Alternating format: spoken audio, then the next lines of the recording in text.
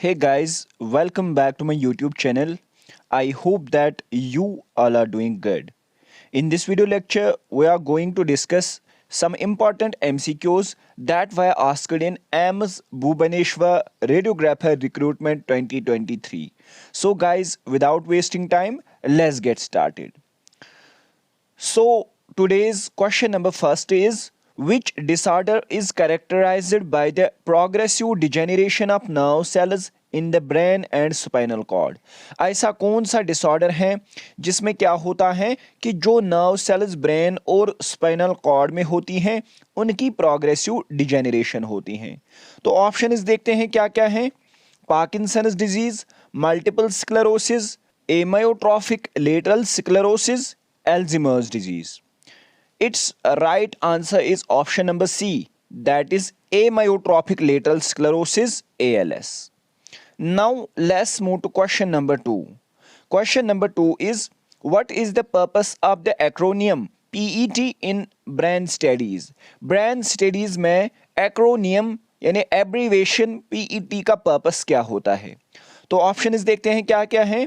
Parathyroid examination technique, primary eye tracking, positron emission tomography, pituitary endocrine test. PET का जो purpose होता है it is clearly the option number C, that is positron emission tomography.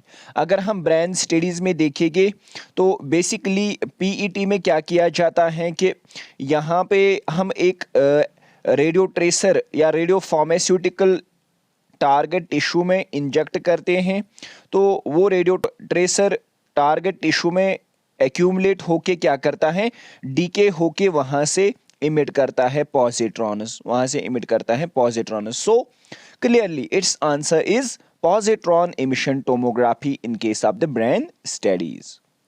Now let's move to question number 3. Question number 3 is, which muscle forms the anterior border of the axilla or armpit? ऐसी कौन सी muscle होती है जो कि axilla या armpit का anterior border बनाता है? तो ऑप्शन इस देखते हैं क्या क्या है। Option first is latissimus dorsi, deltoid, serratus anterior, pectoralis major. तो अगर हम देखेंगे जो एंटीरियर बॉर्डर होता है एक्जिला का, that is formed by the pectoralis major. So it's correct answer is option number D, that is pectoralis major. Now let's move to question number 4. Question number 4 is, what is the purpose of the tear glands in the eye?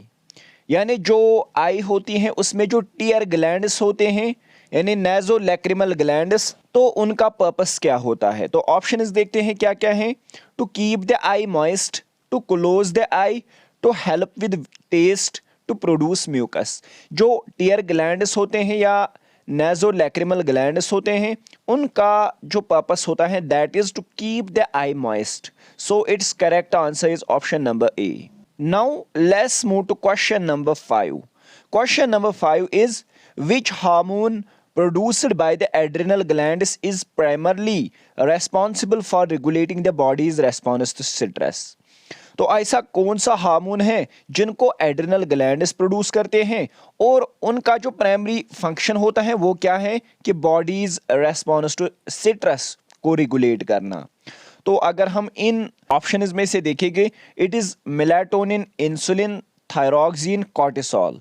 तो लेकिन इन options में जो appropriate answer है that is cortisol. Cortisol is the hormone that is produced by the adrenal glands and is responsible for regulating the body's response to stress. So correct answer is option number 4, that is cortisol. Now let's move to question number 6. Question number 6 is, which ear structure helps maintain balance and spatial orientation? ऐसा कौन सा year structure है जो कि maintain करता है balance और special orientation को?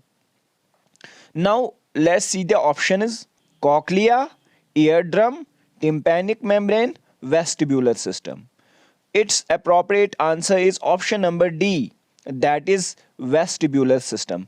Vestibular system एक ऐसा ear structure है जो कि maintain करता है balance and spatial orientation को।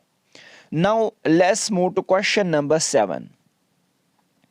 Question number 7 is, what is the role of hypothalamus in the brain? Brain में हाइपोथैलेमस का क्या रोल होता है? तो ऑप्शंस देखते हैं क्या क्या है। Long term memory storage, vision processing, auditory processing, regulation of body temperature and hunger. तो आप सबको पता होगा कि जो हाइपोथैलेमस होता है, it regulates the body temperature and hunger. So it's correct answer is option number D, that is regulation of body temperature and hunger. Now let's move to question number 8. Which part of the ear amplifies sound vibrations before they reach the inner ear? Year का कौन सा part है जो कि sound vibrations को amplify करता है inner ear पहुंचने से पहले पहले? तो ऑप्शंस देखते हैं क्या क्या है। Cochlea, ear ossicles, auditory canal, eardrum. Its correct answer is option number B, that is the ear ossicles. Now let's move to question number 9. Question number 9 is, what does mRNA stand for in cellular processes? Cellular processes में mRNA का full form क्या होता है? Options देखते हैं क्या क्या है। Mitochondrial ribonucleic assembly, messenger ribonucleic acid, methylated ribose acid, microscopic ribonucleic assembly. तो mRNA stands for messenger ribonucleic acid. So its right answer is option number B, that is messenger ribonucleic acid. Now let's move to question number 10. Which cranial nerve is responsible for controlling eye movements? कौन सी cranial nerve responsible है eye movements को control करने के लिए? तो options देखते हैं क्या क्या है। Oculomotor nerve, optic nerve, vestibulo cochlear nerve, olfactory nerve. Clearly तो it is option number A, that is the oculomotor nerve. Oculomotor nerve एक ऐसी cranial नर्व है which is responsible for controlling eye movements. Now let's move to question number 11. Very important question to be noted as per AIIMS examinations are considered. Question number 11 is, in screen printing, what is the purpose of a squeege? अगर हम screen printing की बात करेंगे तो squeeze का क्या purpose होता है स्क्रीन प्रिंटिंग में? तो ऑप्शंस देखते हैं क्या क्या है। Option A is to clean the screen after printing, to create stencils on the screen, to apply emulsion on the screen, to push ink through the screen. Its correct answer is to push ink through the screen. Option number D. देखिए जो screen printing में squeeze होता है इसका काम क्या होता है कि इंक को पुश करना through the screen. Now let's move to question number 12. Which chemical is commonly used during the fixing setup in the darkroom process? Darkroom process में कौन सा केमिकल हम कॉमनली यूज करते हैं फिक्सिंग सेटअप में? Options देखते हैं क्या क्या हैं। Options are hypo, stop bath, fixer enhancer, developer. तो अगर हम देखेंगे फिक्सिंग सेटअप में इन ऑप्शंस में से कौन सा केमिकल यूज होता है? फिक्सिंग सेटअप में हम फिक्सर का यूज करते हैं and that very fixer is also called as hypo. ठीक है, sodium thiosulfate and ammonium thiosulfate, these are the two chemicals which are used during the fixing setup and they are also called as hypo among the options. ठीक है, हाँ। Now let's move to question number 13. Question number 13 is, which chemical is primarily responsible for making the latent image on a photographic film visible during darkroom development? Darkroom process में जो development setup होता है उसमें कौन सा chemical responsible होता है photographic film पे लेटेंट इमेज को प्रोड्यूस करना, लेटेंट इमेज को फॉर्म करना? तो ऑप्शंस देखते हैं क्या क्या हैं। Hypo, intensifier, stop bath, developer. तो clearly it's appropriate answer is option number D, that is the developer. Now let's move to question number 14. Question number 14 is, in screen printing, what is the purpose of a registration mark? Screen printing में registration mark का क्या purpose होता है? तो options देखते हैं क्या क्या है. To identify the screen printer's signature, to align different colors or layers in a print, to indicate the date of printing, to mark defects in the printing process. Its answer is option number B, that is to align different colors or layers in a print. किसी भी print में different colors या layers को align करना ये registration mark का काम होता है. Now let's move to question number 15. Question number 15 is, which of the following is commonly used for autoradiography in darkroom techniques? Darkroom techniques में इन options में से हम commonly ऑटोग्राफी के लिए क्या यूज करते हैं? तो ऑप्शंस देखते हैं क्या क्या है. Fluorescent dyes, radio active isotopes, phosphorescent materials, luminescent minerals. तो देखिए, अगर हम ऑटो रेडियोग्राफी की बात करेंगे, जो ऑटो रेडियोग्राफी होती है ये एक डार्क रूम में ऐसी टेक्निक होती है which is used to visualise the distribution of radio active substances, radio active isotopes in a sample. The sample can be a film और इमल्शन. तो ये एक ऐसी टेक्निक डार्क रूम में होती हैं जो कि किसकी डिस्ट्रीब्यूशन दिखाती है? रेडियो एक्टिव आइसोटोप्स की या रेडियो एक्टिव सब्सटेंसेस की. तो क्लियरली अगर हम इन ऑप्शंस में देखेंगे तो it is the option number B, that is the radio active isotopes. Radio active isotopes commonly हम यूज करते हैं ऑटो रेडियोग्राफी में डार्क रूम टेक्निक्स में. ठीक है. Now let's move to question number 16. Question number 16 is, what does the acronym RGB stands for in the context of screen displays? Screen displays के context में RGB का full form क्या होता है? Options देखते हैं क्या क्या है. Really good blues, room for graphics buffer, radiant graphics board, red green blue. तो अगर हम screen displays की बात करेंगे, RGB stands for red green blue.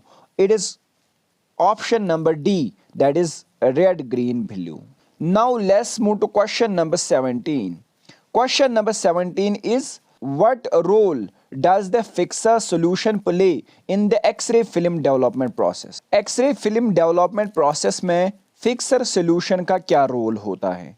Options देखते हैं क्या क्या है. It stabilizes the image and removes unexposed silver halide crystals. It reduces radiation exposure. It intensifies the X-ray image. It enhances contrast in the image. Clearly जो fixer solution होती हैं इसका काम क्या होता है? ये इमेज को स्टेबलाइज करती हैं और अनएक्सपोज्ड सिल्वर हैलाइड ग्रेन्स को रिमूव करती हैं. तो इसका जो अप्रोप्रिएट आंसर है that is option number A. It stabilises the image and removes unexposed silver halide crystals. Now question number 18. Question number 18 is, what does the acronym DPI stands for in the context of screen printing? अगर हम screen printing के context में देखेंगे DPI का full form क्या होता है? Options देखते हैं क्या क्या है. Digital Printing Interface, Darkroom Photo Integration, Dots per Inch, Dark Printing Ink. तो अगर हम देखेंगे स्क्रीन प्रिंटिंग में DPI stands for dots per inch. So its correct answer is option number C, that is dots per inch. देखिए guys, अगर हम देखेंगे ना इस पेपर का बहुत सारे क्वेश्चंस पूछे गए हैं स्क्रीन प्रिंटिंग में और डार्क रूम में, तो इन एरियाज पे आपको ज्यादा फोकस करना है. Now let's move to question number 19. Question number 19 is, what is the term for the process of converting the latent image on X-ray film into a visible image? उस process को हम क्या बोलते हैं या उस प्रोसेस के लिए कौन सी बेस्ट टर्म है जब हम क्या करते हैं लेटेंट इमेज जो कि एक्सरे फिल्म में होती हैं उसको हम विजिबल इमेज बनाते हैं? तो ऑप्शंस देखते हैं क्या क्या है. Sensitisation, fixation, development, exposure. Its correct answer is option number C, that is the development. Development is the correct term for the process of converting the latent image on the X-ray film into a visible image. Now let's move to question number 20, the last question but not the least. Which type of screen printing ink requires heat curing to set properly? इसने कुछ inks का नाम दिया है options में और हमें बताना है कि ऐसी कौन सी स्क्रीन प्रिंटिंग इंक है जिसको हीट क्योरिंग चाहिए ताकि वो सेट हो जाए प्रॉपरली। तो ऑप्शंस देखते हैं क्या क्या है। Oil based ink, solvent based ink, water based ink, plastisol ink. देखिए गाइस, अगर हम बात करेंगे ना इस क्वेश्चन की, it is correct answer is option number D, that is the plastisol ink. देखिए जो प्लास्टिसॉल इंक होती है basically it is composed of PVC. ये पीवीसी का बना होता है, पॉलीविनाइल क्लोराइड्स का बना होता है, and these PVC particles they are suspended in a liquid plasticiser. ये सस्पेंड होते हैं किसमें? लिक्विड प्लास्टिसाइजर में ये पीवीसी पार्टिकल्स। तो इसका बना होता है प्लास्टिसॉल इंक। जब हम इसको हीट करते हैं तो क्या होता है कि जो इंक है ये सॉलिडिफाई होती हैं and it creates a durable print on the film. तो हीट करने से इंक सॉलिडिफाई होती हैं, ये एक ड्यूरेबल प्रिंट फिल्म पे बनाता है। ठीक है, so it's correct answer is plastisol ink. Guys, this was the last question of today's video lecture. I hope that you enjoyed the video lecture.